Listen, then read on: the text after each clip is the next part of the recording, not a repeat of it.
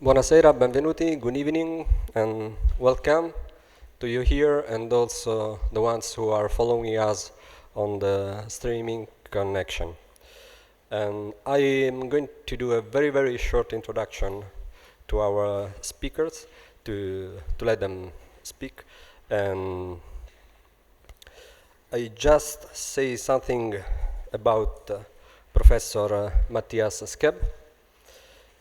He has been professor at Sant'Anselmo and Accademia Alfonsiniana. Now he is a professor here at the Gregorian in the Faculty of Theology, in the Department of Patristic Theology and Tradition of the Church Fathers. He has many books, and let me just remind some books on Paulino di Nola, and also books on ancient exegesis. He also has worked for a dictionary of ancient Christian literature, and he is going to speak, as you can see from the program, about the patristic reinterpretation of the Pharisees, literary forms, and theological intentions. He has 30 minutes. After that, you can make some questions. So, thank you.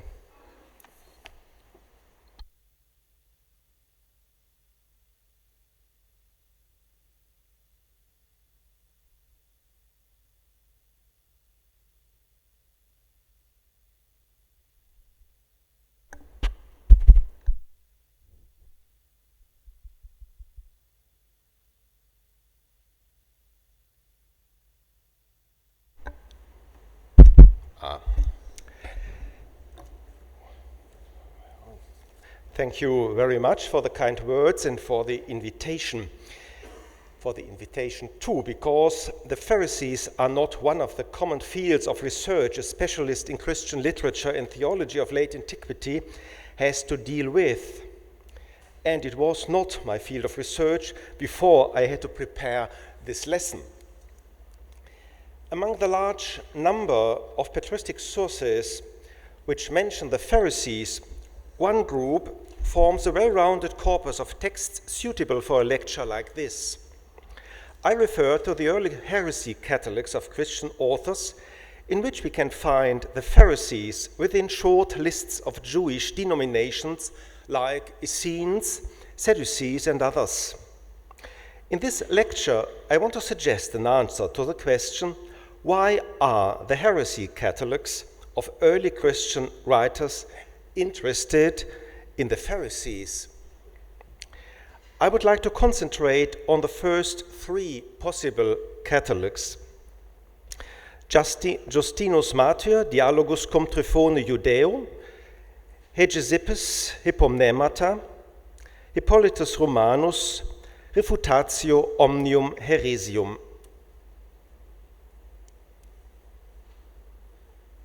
So after the introduction, we will start with the first chapter. This is the second chapter, actually. Pharisees and early heresy catalogues, Justin and Hegesippus. Then will follow Hippolytus Romanus, Refutatio Omnium Heresium. I will start with an outline of the Refutatio. Then Judaism as a Christian heresy, Christian between parentheses.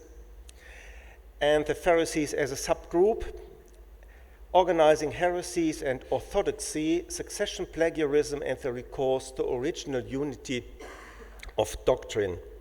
And before the end of the 30 minutes, there will be the conclusion. Justin Martyr, Dialogus cum Tryphone Judeo. Many of us probably know that Justin died after 162 after Christ, so he is an author of the 2nd century after Christ. The first catalogue of deviants which mentioned the Pharisees came down to us in Justin's dialogue with the literary figure of the Jew Trypho. The Dialogus is the only surviving Christian apology addressed against Jews.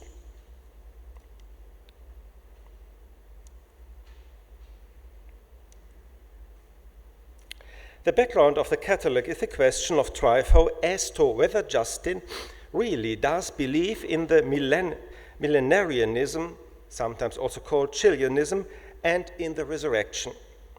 Justin's answer states that he does not say one thing while his real opinion is another, like those people who are Christians in name, but in reality are godless and impious heretics.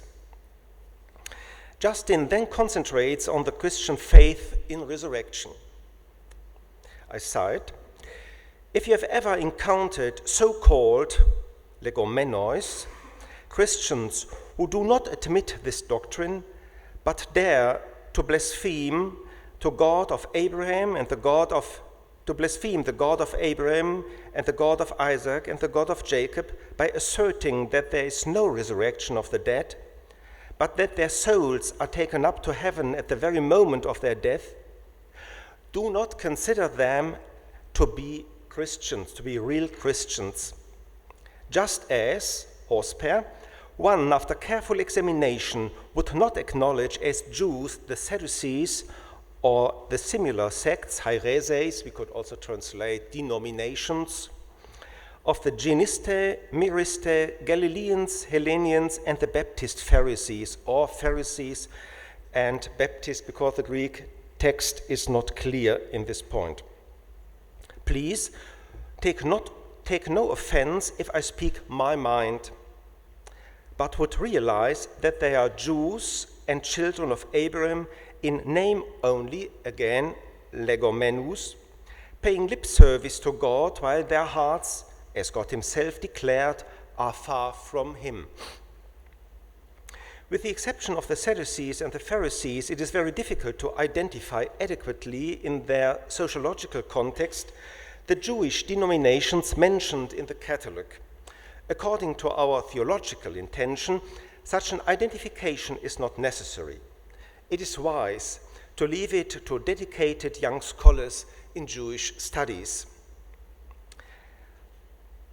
Although Justin considers the Pharisees as the teachers of the contemporary Jewish community when he says, "Agree with us, therefore, and do not insult the Son of God, ignoring your Pharisaic teachers, do not scorn the King of Israel," in the secondary literature we can find far-reaching sociological interpretations based on the assumption that Justin wants to say in Dialogus 18:4 that Pharisees and the other deviants are not Jews from an objective sociological point of view or according to Jewish positions. And indeed, there is a certain tension between the two texts. I would like to concentrate on the key which opens the door to an understanding of the text. It is the word hosper, like as. Justin wants to speak his mind by comparing Christian heretics with Jewish groups. A correct interpretation of a comparison, a parabole in Greek, has to find the tertium comparationis, the special aspect of the comparison. This aspect can be found in the biblical citation of Matthew 15:8 that follows immediately. It is in itself a citation of Isaiah 29:13 and belongs to the last two paragraphs of a longer pericope against the Pharisees and the scribes. I cite, "Hypocrites, how rightly Isaiah prophesied about you when he said, 'This people honors me only with lip service, while their hearts are far from me.'" These Jewish groups serve as examples of those persons whom God or Jesus himself condemns as hypocrites and as persons who pay only lip service. The prophecy of Isaiah finds its fulfillment in the Pharisees and scribes of the New Testament and in Christian heretics. Justin, as Matthias, as Matthew, does not really distinguish sociologically between Jews and non-Jews, Christians and non-Christians, orthodoxy or heterodoxy, but spiritually between an interior and a superficial religious affiliation. Justin offers a reinterpretation of religious affiliation based on the biblical idea of internalization or interiorization. And he knows that the Jew Trypho cannot accept it. Therefore, he says, "Take no offense if I speak my mind." The text does not allow, for example, the far-reaching conclusion that it is a document of new interreligious borders of orthodoxy and heresy, and that the Pharisees and other groups mentioned in the catalogue belong to a Christianized catalogue according to the criteria of faith in resurrection. The Pharisees and their colleagues are simply examples of hypocrites, and they serve as a bridge to introduce the authoritative divine verdict against religious deviants in Matthew 15:8 and Isaiah 29:13. Conclusion. With regard to the Pharisees, this catalogue is only an application of the common patristic verdict, Pharisees are hypocrites, based on the theological principle of internalization. A further sociological interpretation is not recommended. Hegesippus, Hippomnemata, the catalogue of Jewish proto-heretics. Hegesippus, an author of the 2nd century, was an otherwise unknown author who lived in the middle of the 2nd century. A few fragments of his work, Hippomnemata, are preserved as citations or paraphrases in Eusebius' church history. Hegesippus probably had some knowledge of the Palestinian ecclesiastical context. But even if there is no proof that he was a Judeo-Christian, the extant fragments reveal a certain interest in the post-apostolic Judeo-Christian church. In the fragments and in Eusebius' comments on them, only two things are evident. His interest in the persecution of the early church and in the conservation of the apostolic anti-Gnostic tradition, represented by Jacob and Simon and the churches of Corinth and Rome.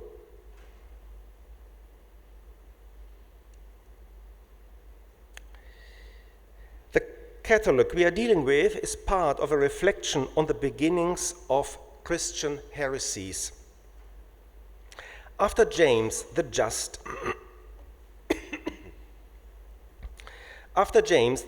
had suffered martyrdom for the same reason as the Lord, Simon, his cousin, the son of Clopas, was appointed bishop, whom they all proposed because he was another cousin of the Lord. For this cause they called the church virgin, for it had not yet been corrupted by vain messages, the heresies. But Hippolytus, because he had not been made bishop, begins his corruption by apoton, the 7 heresies, or better divisions, to which he belonged among the people. Of these, again, apotuton, were Simon, whence the Simonians, and Cleobius, whence the Cleobians, and Dorotheus, whence the Dorotheans, and Gortheus, whence the Goratheni, and the Masbothei.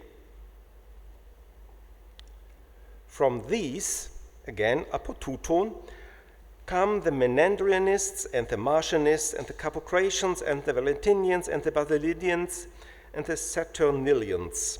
Each of these puts forward in its own peculiar way its own opinion, and from them come the false Christs, the false prophets, the false apostles, who destroy the unity of the church by their poisonous doctrine against God and against the Christ, and against his Christ.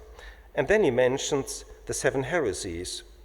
Now, there were various opinions among the circumcision, among the children of Israel, against, it's better to translate, with respect to the tribe of Judah and the Messiah, as follows: Essenes, Galileans, Himero-Baptists, Mesbothei, Samaritans, Sadducees, and Pharisees. The translation is the translation of Lakes. For this, I had to correct it sometimes. Hegesippus traces the 6 Gnostic groups of the Menandrianists, Marcionists, Carpocratians, Valentinians, Basilidians, and the Saturnalians back to the early Christian heresies of the Simonians, Cleobians, and Dositaeans, the Goratini, and the Masbothei. And these early Christian heresies are the result of the 7 divisions among the people, specified below as the 7 Jewish groups of the Essenes, Galileans, Himero-Baptists, and so on. A certain Hippolytus began his corruption of the church apoton hepta haireseon, starting at the 7 divisions. How this happened, how he starts at the seven divisions, is not clear in the text. Only the motivation of Hippolytus is mentioned. He offered his offended ambition because he has been passed over in the election of the bishop of Jerusalem. Even if Hegesippus does not describe the 7 Haireses divisions as heresies in the Christian pejorative meaning of that word, they are all only gnomai, opinions. These groups are, according to Hegesippus, not innocent. The scribes and Pharisees are the murderers of Jacob, and the members of these groups are the persecutors of Simon. Hegesippus' interest in the Pharisees and other Jewish fractions is not any more casual as it is in Justin, examples of hypocrites, but an expression of his theological concept. To the apostolic tradition of truth corresponds a post-apostolic tradition of error, and the Pharisees and other Jewish groups are the origin of these Christian traditions of error. The third author, Hippolytus, his refutation of all heresies, from diversification to the original unity of doctrine. The Hippolyte whom we are talking about was the Greek-speaking Roman presbyter of the 3rd century who accused his bishop Callistus of being a heretic. We cannot embark on the debate initiated by Pierre Notin whether there were 2 Hippolytes, a Roman author and an Alexandrinian author. The arguments proposed by Notin and Italian scholars are far from being compelling. It is wise to follow Clemens Scolton's principle of assuming a single author until the contrary is proved. It has already been observed that the addressees of the Refutatio are among the Roman educated classes, pagans and Christians, and that the refutation was a kind of ideological compendium offering clear orientation in the context of the diverging intellectual and religious ideas of this city at the time of the Severan dynasty. The refutation is a protreptic, that is, an exhortation to educated pagans to become Christians in spite of the diversification of Christian doctrine, and an exhortation to the educated Christians not to become confused by this diversification.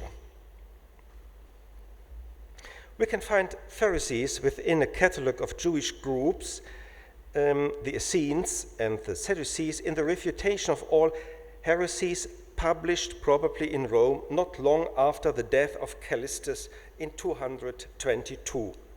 This catalogue goes back to Flavius Josephus.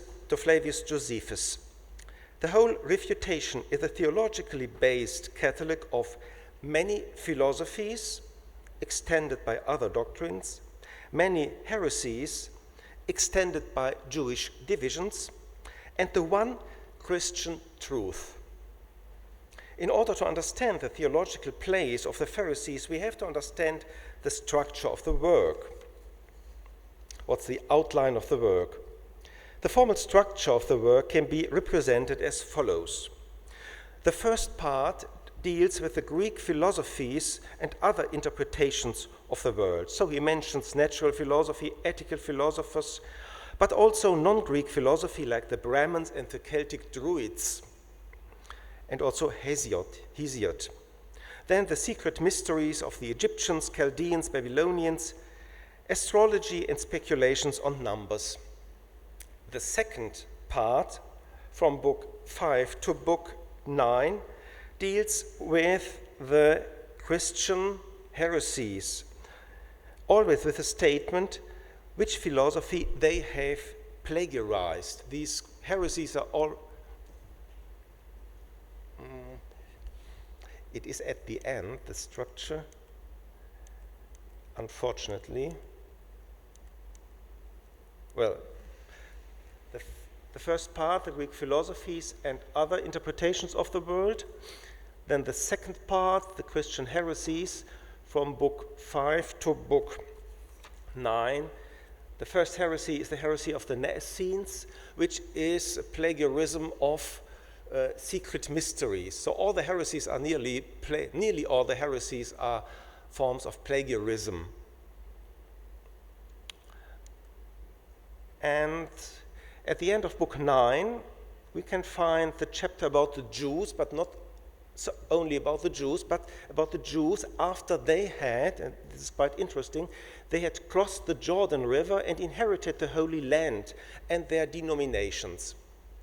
So the denominations of the Jews are Essenes and their 4 subgroups, and these 4 subgroups are originally the 4 stages of initiation into the Pharisees, which we can find in Flavius Josephus. So these 4 stages of initiation became 4 denominations of the Pharisees, of the Essenes, exactly, Essenes. Then the Pharisees, and at the end the Sadducees.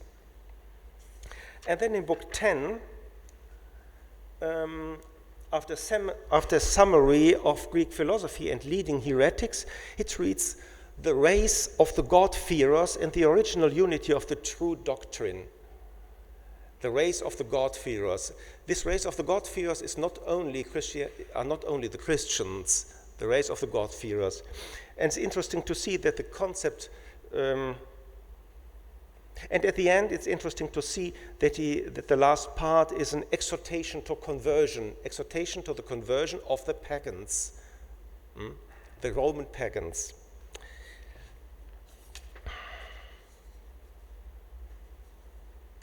Now I must step back.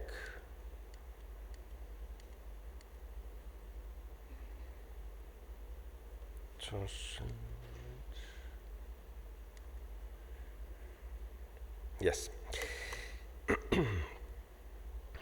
The Judaism as a Christian heresy and the Pharisees as a subgroup. Immediately before the beginning of the section about the Jews, at the end of book 9, Hippolytus says that he has to mention the Jews and therefore the Pharisees for the sake of material completeness. What does it mean? For the sake of material completeness. Without the Jews, something would be missing from the catalog. But what would be missing from a Christian catalog of heresies? Hippolytus continues. In the beginning there was one custom of the Jews, for they have one teacher given by God, Moses. Through him came one law, and there is one wilderness and one mountain. Always one, hen, haze, and so on. One mountain, Sinai, since one God laid down their laws. Afterward, when they had crossed the Jordan River and inherited the land by the spear, they ripped apart the law of God with their different viewpoints, each one variously understanding the words. In this way, they raised up teachers for themselves. When they invented heretical notions, doxas haeresion, they split into camps whose differences I will present. The way into heresy is the way from unity, heis, hen, to diversification or division, which is in itself a form of decline and which began with the settlement of the promised land.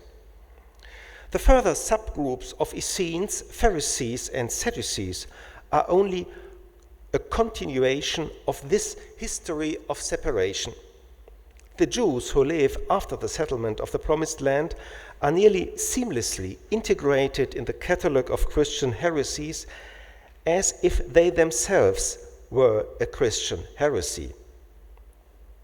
Within this post-Mosaic Judaism, the Pharisees are one of the three further divisions. Hippolytus admits openly that there is a common bond between the Jews. Since then, I presented the differences among the Jews. It seems reasonable not to keep silent about the practice of their religion. Among all Jews, the religious system, ten askesin, tes touton theosebeias, is fourfold: theological, natural, ethical, and priestly, or better, ritual, hierurgikae. That Judaism is similar to philosophy is not an invention of Hellenistic Judaism or of Christian theology. We can find this already in the 4th and 3rd century in Theophrastus, Megasthenes, and Clearchus. By analogy with the philosophical disciplines of metaphysics, theology, natural philosophy, and ethics, Hippolytus claims that all Jews say that God is one, that he had created the world by willing it, this is natural philosophy, that they strive for reverent and moderate lifestyle, ethics, and adds as a specific characteristic the Jewish rites, ritual, hierurgikae. With regard to the Jewish denominations, most attention is paid to the Essenes, about 145 lines in the Wendland edition, then to the Sadducees, about 19 lines, and to the Pharisees, 13 lines.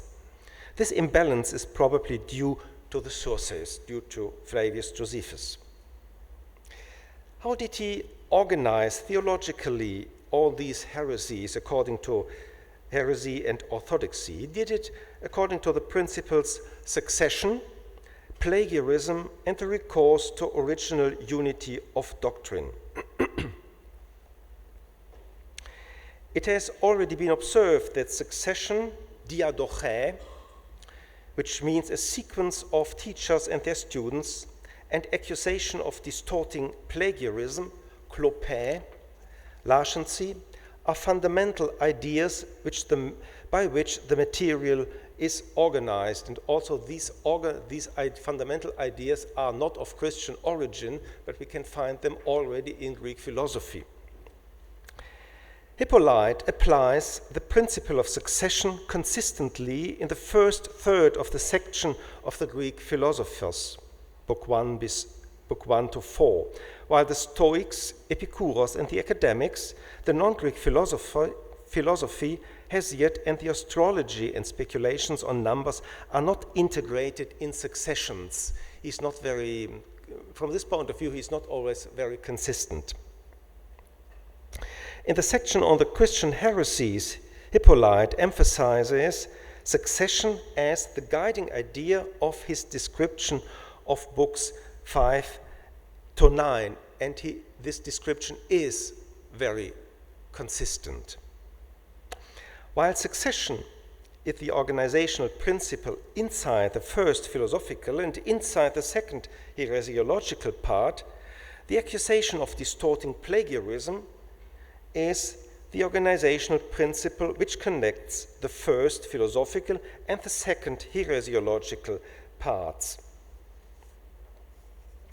Despite its inconsistency, the Greek philosophy must be considered, according to Hippolytus, as trustworthy in comparison with the heresies, which are only a form of plagiarism of this philosophy. Quotation, I will compare each heresy with each philosopher, since the founder of the heresy, after applying himself to these arguments, stole them by adopting their basic rudiments from rushing headlong to worse teachings, established his dogma. But there is a third organizational principle, the recourse to original unity of doctrine, which has not been sufficiently considered by the scholars. It is the key if you want to understand why the Jewish groups, and among them the Pharisees, are part of a Christian heresy catalog. We can find a programmatic statement in Book 10, 5:1. By itself, the norm of faith, being transparent and unpretentious, manifests itself as the true norm alone, and will refute error. I decided that it is not unreasonable to offer up as a crown of my books this demonstration against all the beliefs of Greeks and heretics in my 10th book. Now then, since I have already included the dogmas of all the Greek sages in 4 books, and the tenets of the chief heretics in 5, I will presently exhibit the doctrine of truth in 1 book. But first, I sum up the beliefs of all. Well, Hippolytus puts the one true and self-evident Christian norm of faith against the many Greek and heretical doctrines. And he puts the one book about the norm of faith, Book 10, against the many, 9 books about the Greek and heretical doctrines. The first and the second sections of the refutation are dedicated to the topic diversification as decline. The third section to the recourse to the unity of the true doctrine. What does the identity of this unique Christian doctrine as the only true norm imply? After the summary of the philosophies and the heresies in Book 10, Hippolytus starts a proof of antiquity by which he detects that the Christians, the friends of God, this is also not a biblical term, but it's a term which normally used in Greek in the philosophy, are older than all the philosophers and heretics, because the friend of God Noah, alone with his children and their three wives, fled the coming flood. All the other nations, schooled in philosophy, are only descendants of Noah's sons and are therefore younger than the God-fearers and friends of God. The flood was the bottleneck in the history of humanity by which Hippolytus could separate the one original norm of faith, which is the faith of Noah and his ancestors, from inferior, younger doctrines of the philosophers and heretics. It is evident that this argumentation implies, on the one hand, a tacit and questionable usurpation of the patriarch Noah by Christian theology. On the other hand, it provides the one and common basis and origin of Judaism and Christianity by which both religions are not distinguished but one. It is the faith of Noah as the Jewish faith before the settlement of the Promised Land, and it implies a prophecy of Jesus.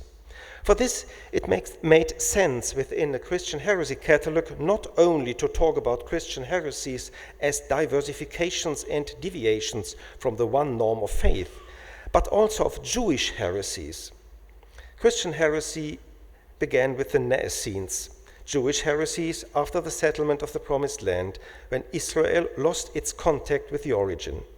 The Pharisees, as a Jewish denomination, are part of this theological program of recourse to the original one doctrine.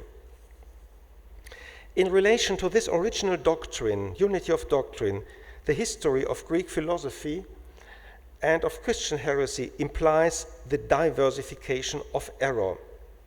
Hippolytus' criticism of diversification is less strict with regard to the philosophers because of his adversaries, the Roman educated classes. In the end, the Greek philosophers had received their doctrines about God and the creation from the Jews via the Egyptians, and this must imply from the Jews before the settlement of the promised land. But the first Christian heretics, the Gnostic Naessenes, are ruthlessly qualified as worshippers of the snake. The many heretics are simply the descendants of the snake, of the devil. Conclusion. One result is very obvious. In the three Catholics, we cannot find any specific interest in the Pharisees as a religious or social group. The authors do not reflect on their role within the Jewish community, on their history, on their relations to other groups. Hegesippus offers a few comments on their hostilities against Christianity.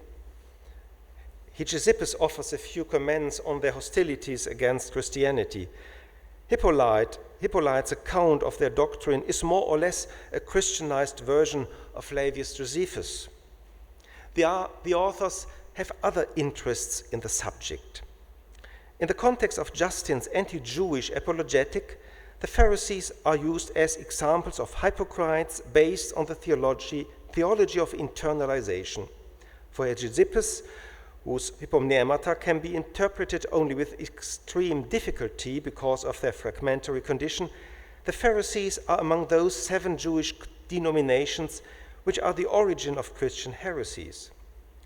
Hippolytus, who wrote his refutation for the Roman educated classes, mentioned the Pharisees in his protracted compendium of religious and ideological interpretations, and he does this without linguistically coded violence.